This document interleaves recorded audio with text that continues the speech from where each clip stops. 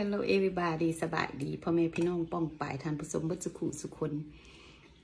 เมื่อดีอันน่ะนิกกี้ต้มมีมาม่ากินเนาะมื้อนี้เนาะมาเด้อบัจจุขุสุคนกินน้ำกันมาม่าต้มมาม่าถ้วยบอกไงพี่น้องไป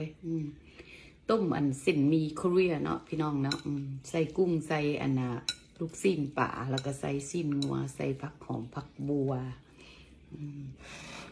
เครื่องปรุงก็บ่ได้ใส่อย่างหลายเนาะเพราะว่าก็จะมีเครื่องปรุงมาแล้วเนาะในห่อเนาะทานผสมเนาะมาเด้อมากินกันเด้อแซ่บๆพี่น้องเลยนี่คำแรกแหกหมานพ่อแม่พี่น้องมาแซ่บๆน้ำกัน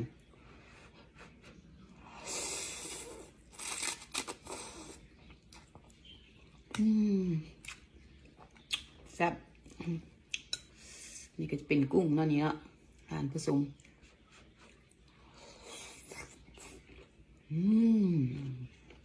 แซ่บ